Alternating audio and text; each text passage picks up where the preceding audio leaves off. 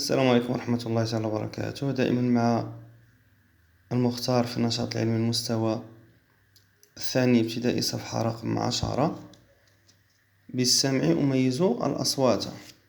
إذن أكتشف كيف تعرف مصطفى صوت أمه رغم اختلاطه بأصوات أخرى.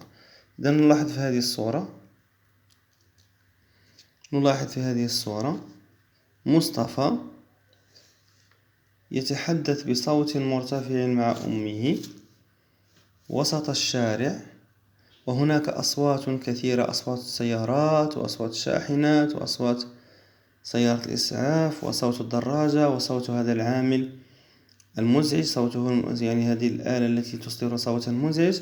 ورغم ذلك مصطفى استطاع أن يميز صوت أمه رغم اختلاط هذه الأصوات. إذن أكتب: كيف أستطيع التمييز بين الأصوات؟ كيف أستطيع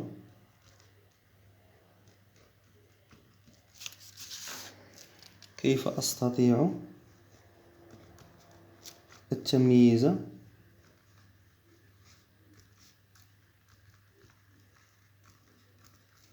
بين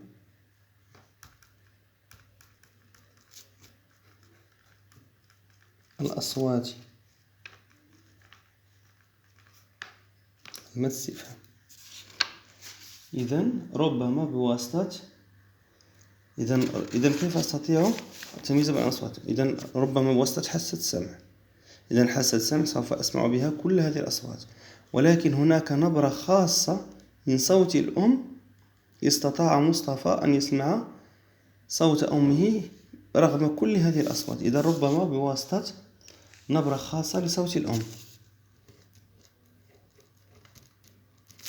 ربما بواسطة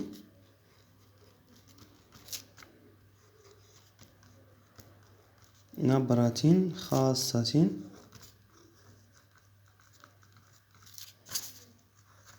لصوت الأم.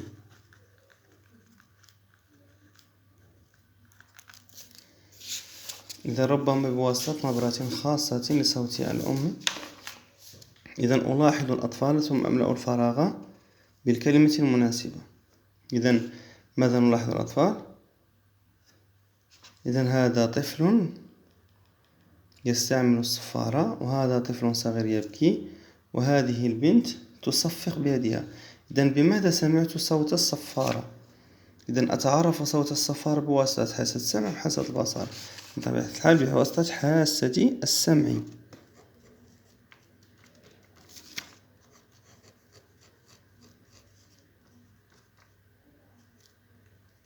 بواسطة حاسة السمع. إذن بواسطة حاسة السمع أستطيع تمييز الأصوات. نكتب: بواسطة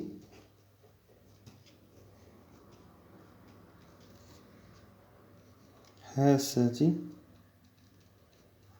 السمع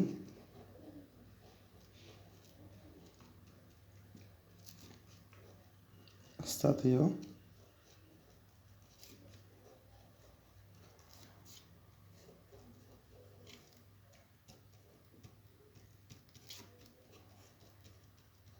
تمييز الأصوات. إذن بواسطة حاسة السمع أستطيع تمييز الأصوات.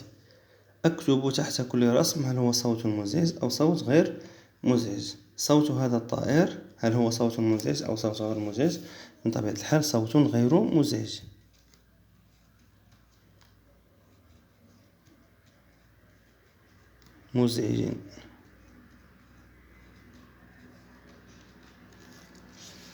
صوت هذا الكلب هو صوت مزعج. نباحه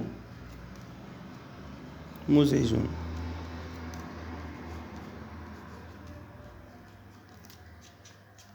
صوت مزعج. وصوت هذا العامل الذي يحفر بهذه الآلة هو صوت. إذن صوت هذه الآلة التي يستعملها العامل هو صوت مزعج.